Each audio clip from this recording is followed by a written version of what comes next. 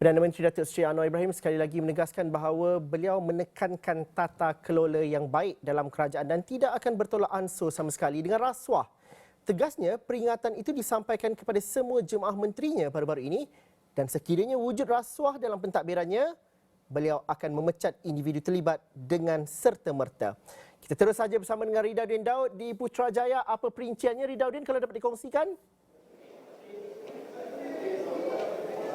Baik, terima kasih rakan tugas di Pusat Penyelidikan Asia Bukit Jalil. Saya kini masih lagi berada di Kompleks Seri Perdana bagi menghadiri program Yang Berhormat Perdana Menteri, program bersemuka ataupun program mahabah bersama dengan ulama dan juga asatizah yang diadakan di sini bermula pada jam 4.30 petang tadi sampai ke waktu ini masih lagi berlangsung. Dan kalau diikutkan di belakang ini masih lagi kelihatan kenderaan Perdana Menteri menandakan bahawa Datuk Seri Anwar Ibrahim masih lagi berada di sini. Kalau difahamkan, kalau diikutkan jadual sebenarnya beliau akan mengadakan solat maghrib berjemaah bersama dengan ulama dan asatizah dan juga tetamu-tetamu yang hadir pada hari ini.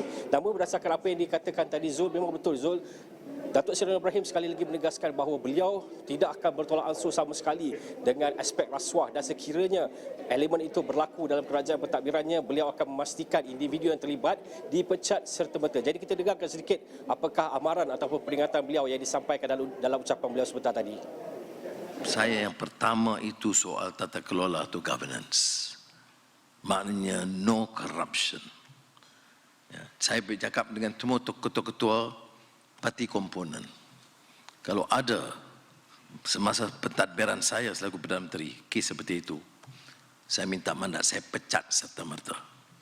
Saya tidak tolak ansur. Ya. Dan ini bukan kenyataan politik. Ini keyakinan saya. Ya. Saya telah dihumban ke penjara, dipukul setengah mati, ya, dah lama tersiksa. Bukan untuk kemudian mendabik dada, aku menang, aku sekarang orang nama saya, tidak. Baik Zul, itu antara peringatan ataupun ucapan yang disampaikan oleh Datuk Seri Anwar Ibrahim di mana beliau sekali lagi menegaskan bahawa beliau bermakna no corruption, tiada rasuah dalam pentadbirannya. Beliau mahu memastikan tata kelola yang baik dalam pentadbiran yang diterajui olehnya.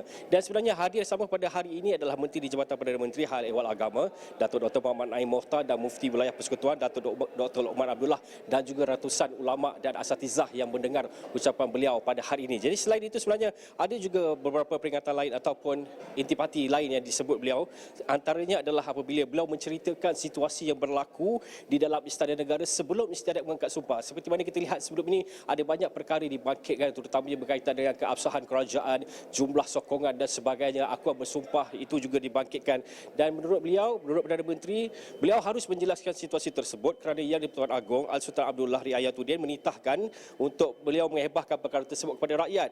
Menurutnya Al-Sultan Abdullah menitahkan penjelasan adalah perlu agar tidak menimbulkan kekeliruan dan yang paling penting tidak menimbulkan kenyataan yang kemudiannya menyinggung kedudukan dan juga institusi Raja-Raja Melayu. Selain itu, beliau juga ada menceritakan ataupun mengumumkan ataupun menyatakan sesuatu yang mungkin membimbangkan apabila beliau berkata ketika hari pertama beliau masuk di Kementerian Kewangan, beliau mendapati bahawa hutang kerajaan sebenarnya sudah pun melebihi 1 trilion ringgit. Jadi disebabkan itulah beliau meneliti banyak perkara dan juga memantau banyak perkara, dan kerana itulah ada beberapa isu yang sudah pun dibatalkan, ditangguh dan sebagainya. Dan beliau juga menyebut isu tempatan banjir yang hangat diperkatakan sebelum ini apabila beliau mengatakan bahawa isu tersebut bukanlah fitnah. Yes, memangnya sudah diluluskan tapi belum lagi dilaksanakan. Jadi ada banyak sebenarnya, lebih kurang 40 minit ucapan Datuk Seri Anwar Ibrahim pada hari ini. Sudah pasti saya akan kupas sedikit demi sedikit. Saya sudah pun letak 2 story ini di extrawani.com dan pastinya akan ada 1 atau 2 story lagi saya akan buat.